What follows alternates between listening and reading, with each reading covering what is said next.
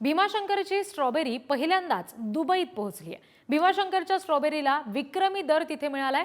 महाबळेश्वर नंतर भीमाशंकर परिसरात सुद्धा स्ट्रॉबेरीचं क्लस्टर आहे आणि आदिवासी शेतकऱ्यांकडून प्रायोगिक तत्वावर स्ट्रॉबेरीची लागवड करण्यात आली आणि तिला विक्रमी दर मिळालेला आहे। भीमाशंकर परिसरामध्ये या सगळ्या स्ट्रॉबेरीचं उत्पन्न घेतलं गेलंय। This is from Pune. This is Pune, Bhimashankar.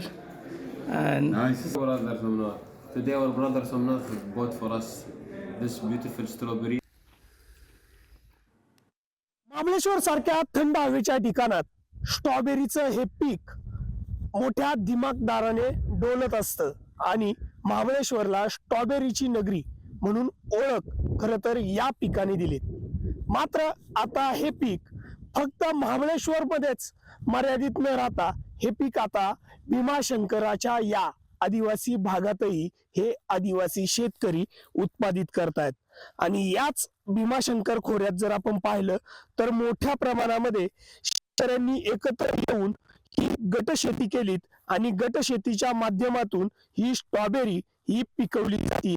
सुमारे 40 ते 55 शेतकऱ्यांनी एकत्र येऊन ही शेती केलेली आहे। माझ्या बरोबर इथले शेतकरी आहेत। दादा, काय किती जण तुम्ही एकत्र येऊन ही शेती पिकवलीत आणि काय किती उत्पन्न खरं तर आतापर्यंत निघाले? मंजूर म्हणजे 100 शेतकऱ्यांची मंजुरी आहे, परंतु त्यातून 55 शेतकऱ्यांनी स्ट्रॉबेरी केलेली आहे। आतापर्यंत ही जी अनुदान मिळाल्यामुळं त्याचा हातभार लागला, मग त्यांनी स्ट्रॉबेरी 55 जणांनी केलेली।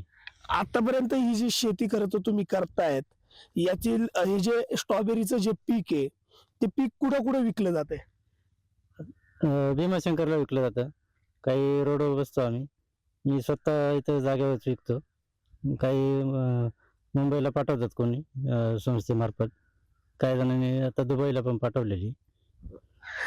एकंदरीत जर आपण पाहिले तर ही गटशेतीच्या माध्यमातून स्ट्रॉबेरी हे पीक आता पिकवलं जाते आणि त्यातच आता या भीमाशंकर खोऱ्याला स्ट्रॉबेरीचे ओळख स्ट्रॉबेरीने नवी ओळख खरं तर मिळतानाही पाहायला मिळतीये।